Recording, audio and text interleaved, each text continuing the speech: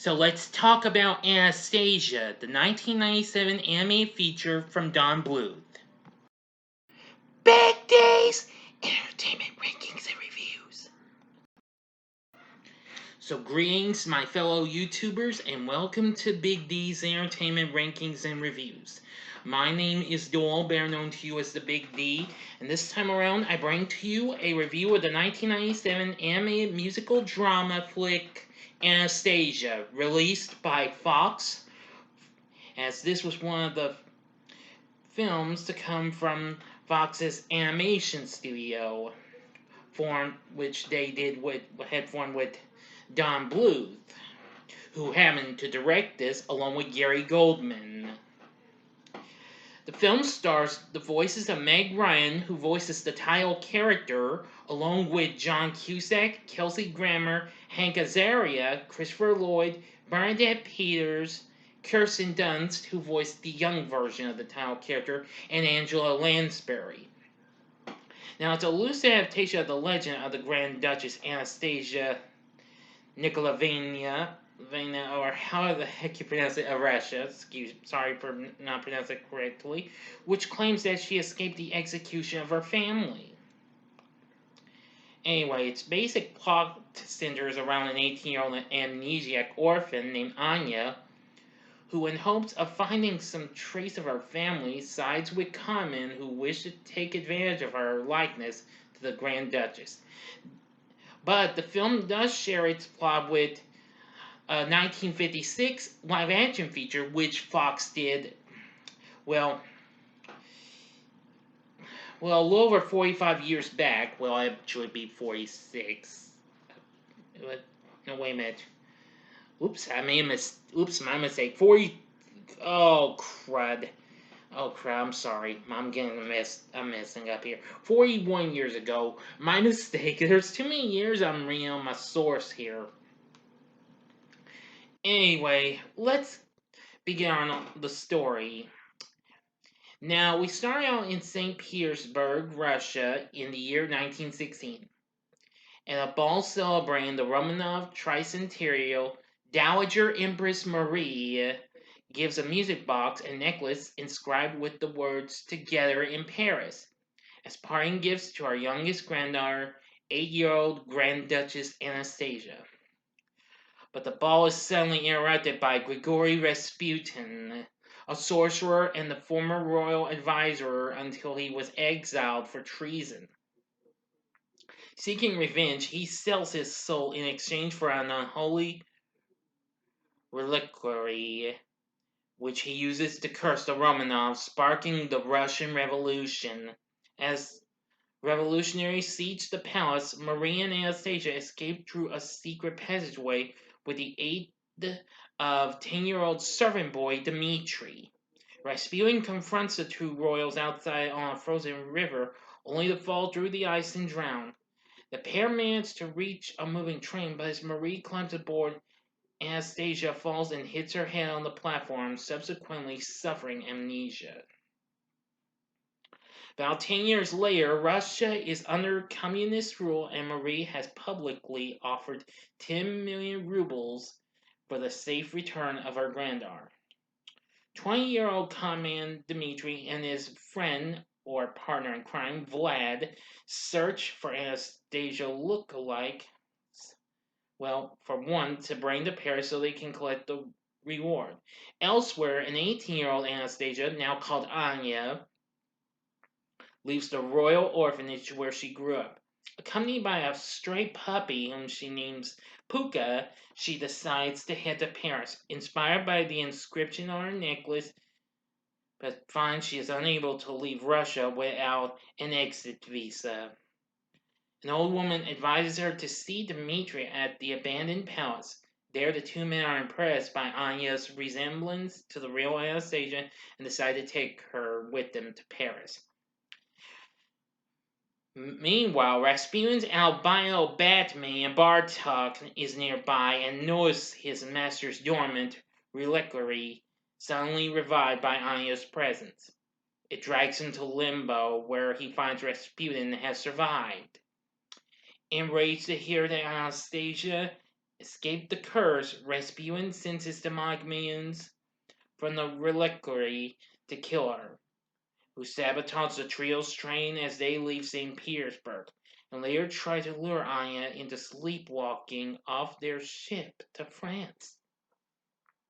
The trio unwittingly foil both attempts, forcing Rasputin and Bartok to travel back to the surface to kill Anya personally. During their journey, as Dmitri and Vlad reach, they reach and teach Anya, Koryagit, and her family's history, and soon Dmitri and Anya begin to fall in love. Now, I'm going to go ahead and get to the ending and the last bit of this story. So, you know the procedure, 5 seconds to stop, okay? Go to the description box below and fast forward to the time below to avoid hearing the rest of the story and ending, okay? If you've seen the movie, please continue on with the review after the 5-second warning. Here we go.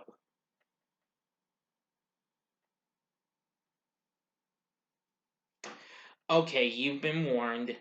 The trio eventually reaches Paris and goes to see Marie, who has given up the search after meeting numerous imposters. Despite this, Marie's cousin Sophie quizzes Anya to confirm her identity. Though she offers every answer taught to her, Dmitri finally realizes she is the real Anastasia when she, without being taught, vaguely recalls how he helped her escape the palace siege. Sophie, also convinced, arranges a meeting with Marie at the Paris Opera House.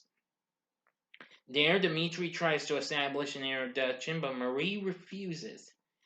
Having already heard of Dmitri's initial scheme to con her, Anya overhears the conversation and angrily leaves.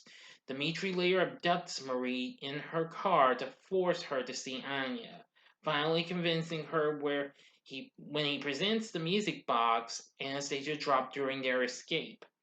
As Marie and Anya converse, Anya regains her memories, and the two sing the lullaby the music box plays after Anya unlocks it with her necklace. That song being Once Upon a December. Marie recognizes Anya as Anastasia, and the two are joyfully reunited. Marie offers Dmitri the reward money the next day, recognizing him as the servant boy who saved him, but to her surprise, he refuses it and leaves for Russia. In Anastasia's return celebration, Marie informs her of Dmitri's gesture, leaving Anastasia torn between staying ongoing or going with him. Excuse me. Anastasia walks off to the Point Alexander III, where she is trapped and attacked by Rasputin. Dmitri returns to save her, but is soon injured and knocked unconscious. In the struggle, Anastasia manages to get a hold of Rasputin's reliquary and crushes it under her foot, avenging her family. With Rasputin's life tied to the reliquary, an unholy vortex engulfs his soul and crumbles his body to dust. In the aftermath, Anastasia and Dmitri reconcile, and then they elope, and Anastasia sends a farewell letter to Marie and Sophie, promising to return one day. Bartok shares a kiss with a female bat before bidding the audience's farewell. End of story. So, what did I think of Anastasia? I gotta say, it's amazing. Now, I actually do have this on video cassette, but I haven't watched it in a long time. I haven't watched this in ages.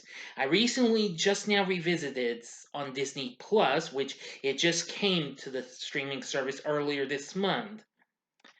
But anyway, I really loved this movie, and I really did like seeing this since I was 17 going on 18 when this came out.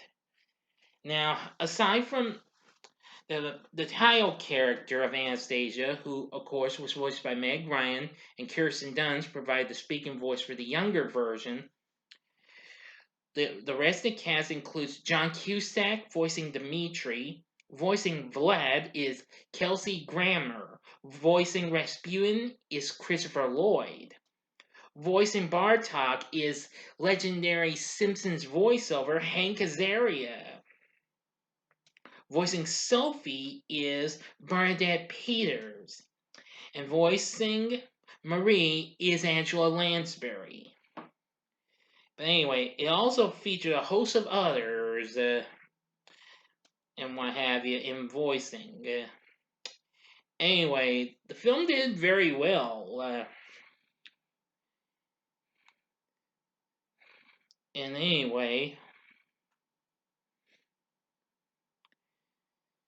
let me see. I'm trying to find this. Yes.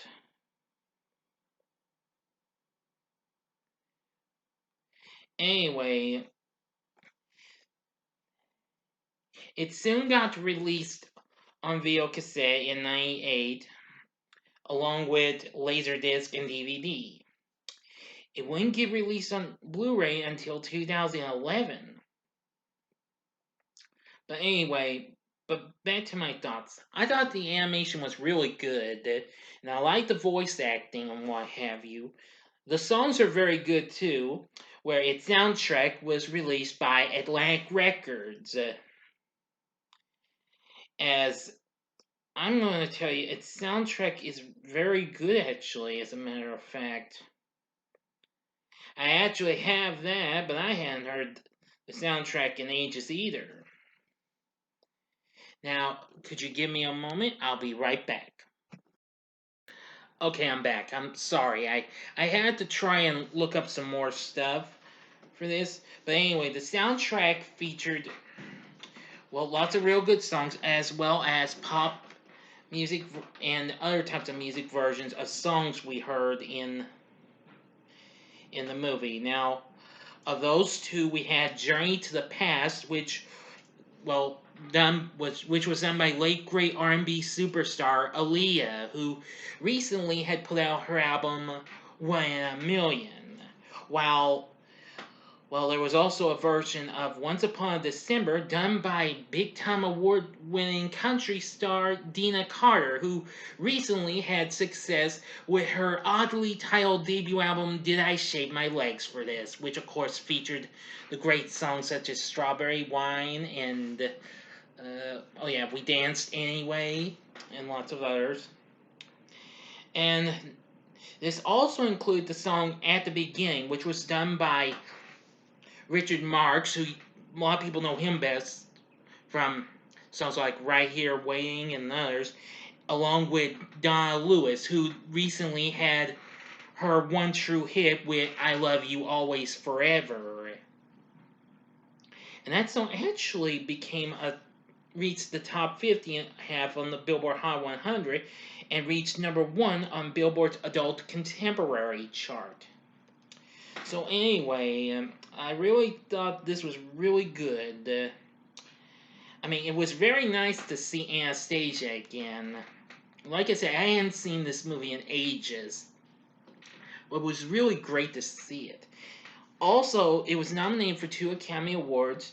One for the Best Original Score, I believe, for musical. I believe, yeah. Hang on. Oh yeah, for Best Original Musical or Comedy Score. Unfortunately, it lost to the movie The Full Monty. And Journey to the Past was nominated for Best Original Song, but unfortunately that lost to the ever-popular My Heart Will Go On from Titanic. Excuse me. Yes, done by Celine Dion. But nevertheless, Anastasia was very good, and I loved it. After I revisited, it brought back great memories. David Newman's score is very good too. So anyway, the film went on to make almost 140 million worldwide. And to this day, the movie went on to become Don Bluth's most successful film of all time, surpassing An American Tail. So, with a great score, great music, songs and what have you, great cast, great animation and story, would I recommend Anastasia? Yes, I would, most definitely. If you've not seen this, I'd highly recommend you try and find it on physical media or watch it on Disney Plus if you've got it. So, what are your thoughts on Anastasia? Please tell me in the comments section below. If you like this video, click the like button below, subscribe to my channel as well, and be a part of the Big D Nation.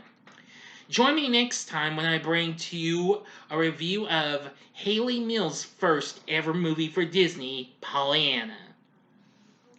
So thanks for watching, and if you like this, you might want to check out some of these other reviews. In the upper left-hand corner is my review of a popular princess flick, that being Cinderella, that I did earlier this month.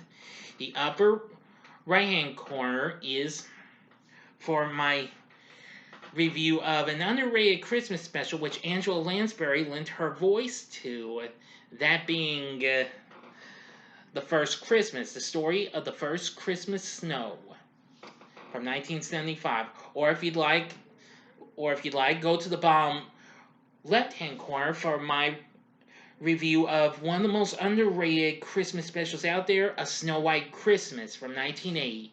And the bottom right-hand corner is the button you can click to subscribe. If you like rankings and reviews on movies, TV, music, video games, etc., then I'm your guy. Thanks for watching. Until next time, I'm the Big D saying, see ya.